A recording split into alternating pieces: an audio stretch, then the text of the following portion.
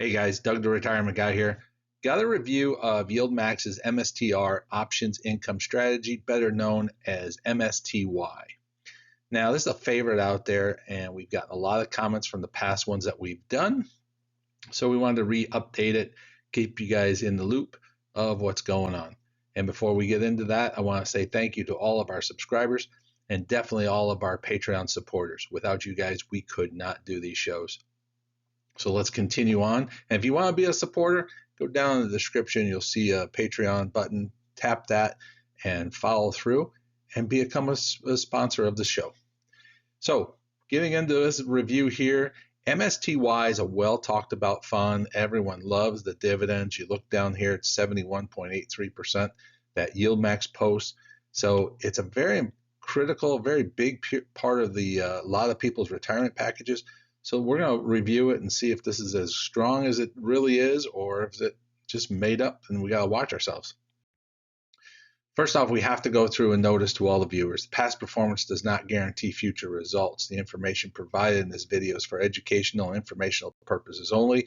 It should not be considered financial or investment advice. The examples and suggestions discussed are illustrative and may not be suitable for your individual situation. Always consult with a licensed financial advisor or a professional before making a final financial decisions. MSTY is YieldMax. Realistically, guys, this fund does not directly invest in MSTR. It takes a high, they call a high degree of risk. They are a single user risk. So basically what they're trying to do is they're doing covered calls in a different way of using the funds. And they make money from those distribution rates. So 71.83% is their distribution. Their 30-day yield comes from 1.76, and their expenses are 90.99. Now, when we look at everything from here, you can see they have where they have options, covered calls. It's like the fifth one down, and then the last two at the bottom. That they're doing covered calls and they're putting them out there about 2 months out, trying to generate that income. They also put a ton of money into the treasury notes and bonds, which is very, very conservative and done on many, many different places to generate just regular cash flow. So why would we want to be in MSTY in the first place? Well, it's that 71.83% return, and we're going to show you some things later on that people are talking about where they're getting 100% return. It's just a crazy what kind of money that they're cranking out in these dividends from this fund. Also, it's the enhanced exposure of the MSTR without owning it. YieldMax does a great job of this one. And then the powerful combination that they do with combination of growth and also that monthly paying dividend. And as I just said, the monthly paying dividend, you can do two different ways, and we're going to show them both to you. We're going to show you how you can do it with a regular cash flow like we love here because I take it and pay the bills, or you can take and reinvest the potential and grow your investment as you go along. So what we do is we take a look at the return on MSTY 1 year out. This thing started about $28 a year ago. It's funny how the pattern is going. It's been fairly flat and fairly steady until we got to about the November-December time frame where it rocketed all the way up to over $40 a share. And this is when everyone thought, oh, this is what it's going to be, jump on board. And immediately it took its route right back down, almost back to where we are now. So fairly flat from that point. And that's just why the fund is really showing the difference thing is the 7.95% gain in 1 month, but we're down 21 in 6 months. We're down 16 year to date, and we're down 19%. So this is why we always put a worry about this and saying, is this fund really what's it cranked up to be? What's going on with it? And we've really got to focus on, are we doing the right thing? So when we break it down even tighter, and this is the one that gets me, I'll say, excited about this fund, but look in the next 30 days what has happened. We got the fund down to about $21. It took a little bit drop down to that 2050 mark. And then it climbed back up. And then we see a drop off again, getting back down to the $21 mark. So it's almost telling you that it cannot get rolling and it can't get its feeding moving so that we get to that higher level. But the positive is only one day did it stop. It climbed right back up. Investors are liking what they're seeing, get right back to that $22 range. Lasted only a day or two, and it drops right back down to that 2050. So it's like an engine that would start and then stop, and we're like, what's going on? And then the last basically 12 days, this thing has been on a rocket sled going straight up north, back up to that $22 price point. And actually, you can see on the screen, it's $22.81 as of the day of filming. 1 day gain of 1.88%, 5 days of 6.94%. But here's the number I look at over the past 30 days. This thing is up over 8%. Now, what the next step of this tells me what's going on is 30-day average you can see is $21.33. The 90-day average at $21.74. Normally what you're going to see is the 30-day average will take over the 90-day average. That tells you that this thing has footing and this thing is taking off and going places. It's gaining its momentum. Then you start shooting for that 120-day average, and then you hit the 1 year average. The price of the stock is already past both, all three basically, the 30-day, the 90-day, and the 120-day. So the question is, are we going after the 1 year average? And I kind of have to put a little bit of a hold on this and say, hang on, I would like to see the 30-day get bigger to where it overtakes that 90-day. That we know then it's holding its own ground. Right now, it's kind of doing exactly what the screen is saying, that it's making up and then dropping off. So I'm a little hesitant on that point right there.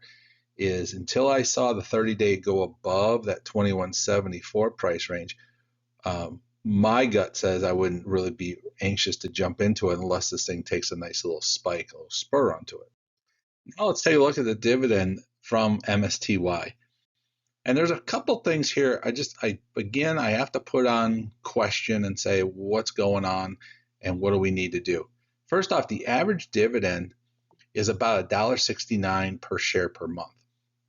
Now we did that over the past 3 months, just to be clarify that, because what you can see is in March, April, and then in June and July is really where you're hitting those numbers at. You take that May number of $2.37 up.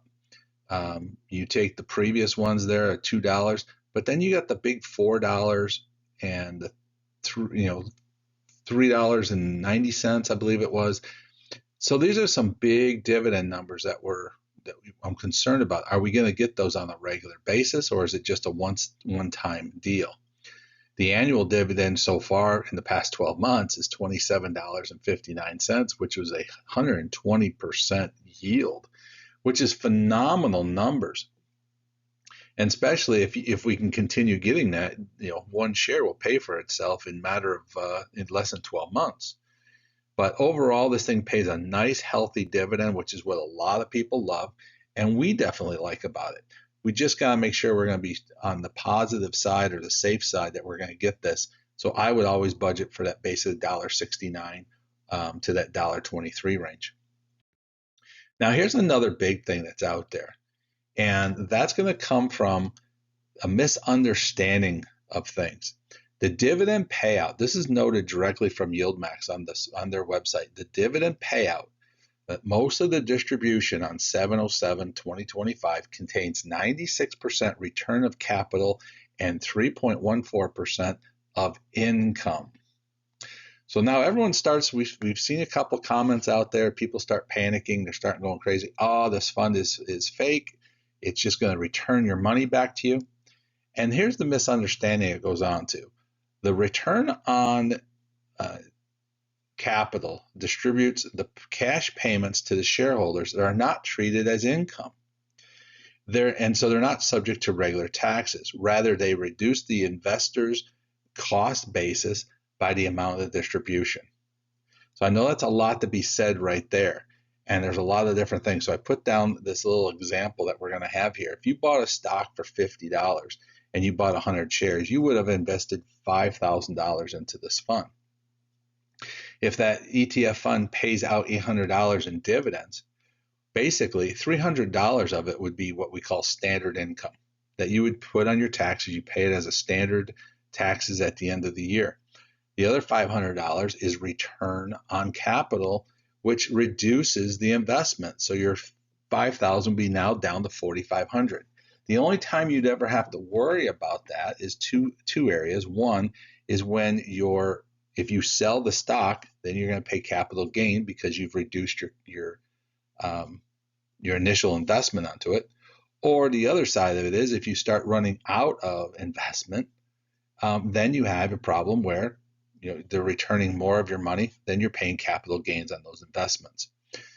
So these are kind of the little tricky things. I know this is a lot of confusion. I always tell you, get a tax advisor that can tell you this straight out. But everyone who's put comments out there has come back and said, oh my God, return of capital, this is scary. They're not paying their dividends or giving your money back. This is a new way that the ETFs have been able to calculate and how to save us money on the tax burden. And we wanted to help them cover that for you. So that's a big thing that MSTY uses, so it helps you down the road. Now here's what we did here is we put this in the computer spec sheet that if we took and invested $10,000 in MSTY a year ago, you would have bought the fund at $28.19 and you would have been able to buy 354 shares. At the end of 1 year, your stock value would be down 20%, 20.54% to be exact. Now the positive is the dividends that you paid out or that you received was $9,769 or 97.69%. Now I'm not trying to show you numbers that are get rich quick schemes or anything like that. What we're trying to show you is true hardcore numbers that this fund has paid out. But what you'd have to do in your investments is remember, you have to get back that 20% to get back to balance. So realistically, you've made 77% off of dividends alone off of this fund. Now, here's where I come back to, as I said earlier. This is the one that bothers me right now. Look at right up where the arrow points, the $4.19, the $4.42, the $3.08. Those are some huge numbers. Now, my question is, are we going to continue to get those numbers in the fall, or are we going to stay at that $1.69, $1.23 range? I'm banking that we're probably going to stay in that $1.73 range. And when we do that, you're going to see a dramatic drop off in our dividends. You're probably going to see between a $3,000 to $4,000 drop off in dividends. I am not trying to scare people. I'm not trying to put it out there. All I'm saying is if they don't come back and pay out those big dividends there, you're going to have a 12-month run that's going to give you some problems. So I always say, well, we see these large payments down the road. If we do, we're going to see these big numbers. If we don't, we're going to see dramatically lower numbers. Because you're looking at basically about a just shy of $2.50 to $3 per share drop off for about 3 months. So that's if you did just $3 in 9 months, that's $9 per share. That's like I said, about $3,000 drop off. So not bad. Still, if we did that, we're still going to collect $6,700. So I'm saying this is fine, but be cautious and be aware of this. This is what I'm really trying to tell you: be aware and be prepared for that.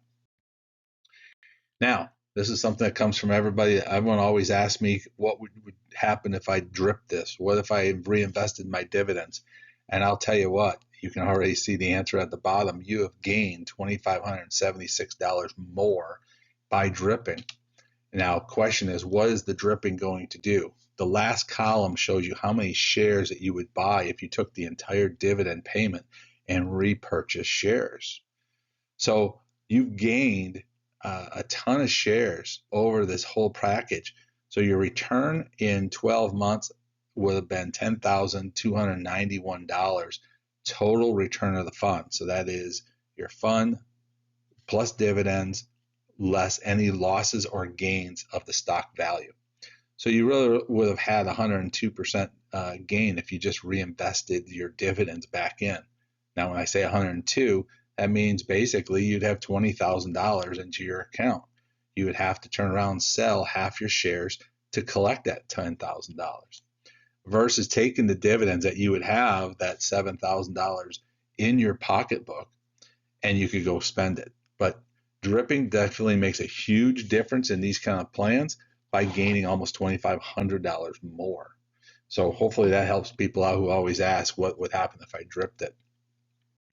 Now this fund here is an actual live hardcore fund. This is what we actually have money invested in into the MSTY.